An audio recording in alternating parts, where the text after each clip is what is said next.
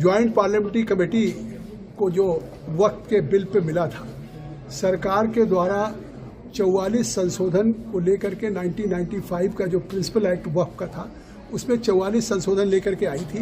लेकिन सरकार ने स्पीकर साहब से आग्रह किया था कि हम ये संशोधन वक्फ की बेहतरी के लिए ला रहे हैं, आम लोगों के फ़ायदे के लिए ला रहे हैं, लेकिन हम इसके बावजूद चाहते हैं कि ये वक्फ हमारे ज्वाइंट पार्लियामेंट्री कमेटी बना करके रेफ़र कर दें। हम इसको और बेहतर डिलिब्रेशंस पूरे देश के स्टेक होल्डर्स के साथ, गवर्नमेंट ऑफिशियल्स के साथ, वक्फ बोर्ड के साथ, माइनॉरिटी कमीशन के साथ, इस्लामिक स्कॉलर के साथ हम और डिटेल डिलिब्रेशंस करें। Whatever that they have fixed, they have done it. They didn't allow us to speak anything. No rules, no procedure has been followed. Initially, we have said about the documents which have sought for, give us the documents. Also the representation and the comments. All that things have not been supplied to us. Then started clause by clause discussion. We said, let us discuss clause by clause. First, let us discuss. Jagadambika Pal did not allow to discuss at all. Then he have brought the amendment motion. Amendment motion, we have not allowed to speak at all in the amendment motion. He himself moved. He himself moved. Counted. Declared. Soladas. All amendments have been passed. He's a mover. Our amendments have been rejected. Announcer. And their amendments have been allowed. Huh? This today's proceeding has a first proceeding. This is a black day of the democracy. The parliament procedure has been eschewed by them. आप सभी ने तो ये video देख ही लिया होगा। आप सभी को मैं इस वीडियो में बताने वाला हूँ कि वक़्फ़ संशोधन बिल पर बनी संयुक्त संसदीय समिति जेपीसी की सोमवार में हुई बैठक में एक बड़ा फैसला लिया गया है, जिसमें है विपक्ष को झटका लगा है। बैठक में बीजेपी ही नेतृत्व वाले है एनडीए सदस्य ने प्रस्तावित सभी संशोधनों को समर्थन देकर उन्हें स्वीकार कर लिया है।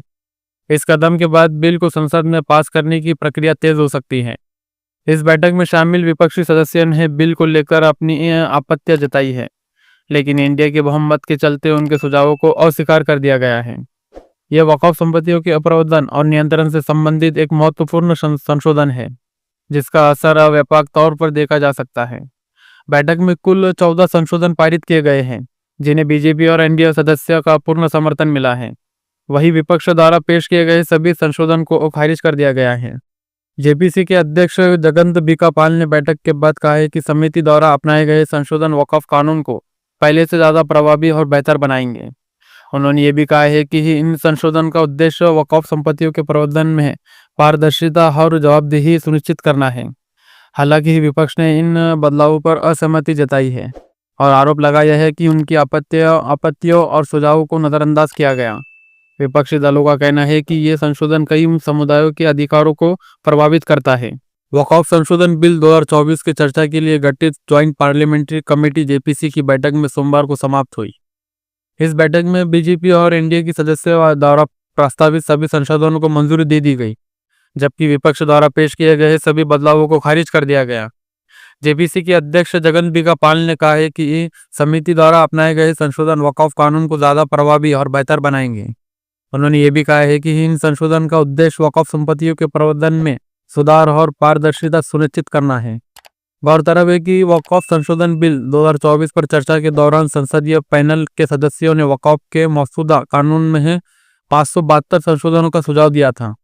इनमें से 14 संशोधन पारित किए गए।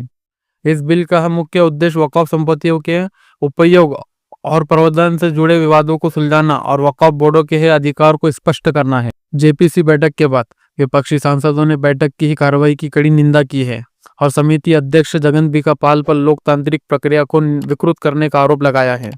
विपक्षी दलों ने आरोप लगाया है कि उनकी बातों को नज़रअंदाज किया गया और उनके सुझावों को सुनने की बजाय एक तरफा तरीके से फैसला लिया गया। टीएमसी सांसद कल्याण बनर्जी ने बैठक को हास्यास्पद कवायद करार देते हुए कहा, हमारी बातों को पूरी तरह अनदेखा किया गया। पाल ने तानाशाही रवैया अपनाते हुए काम किया।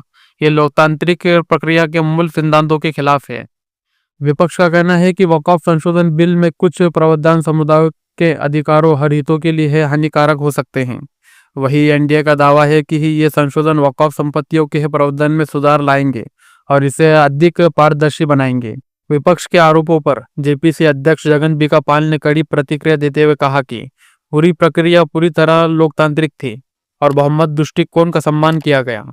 उन्होंने विपक्ष के आरोपों को खारिज करते हुए कहा, हमारी ये अंतिम बैठक थी और सभी सदस्य द्वारा दिए गए संशोधन में 14 संशोधन को स्वीकार किया गया। जगन बीका पाल ने यह भी कहा है कि इस समिति का उद्देश्य कानून को और अधिक प्रभावी और पारदर्शी बनाना है। उन्होंने जोर देकर कहा है कि हर फैसला नियमों के अनुसार और बहुमत की सहमति से लिया गया। हालांकि विपक्ष इस प्रक्रिया को तानाशाही करार दे रहा है और दावा कर रहा है कि उनकी राय को नजरअंदाज किया गया। इस मामले पर सरकार और विपक्ष के बीच टकराव जारी रहने की संभावना है।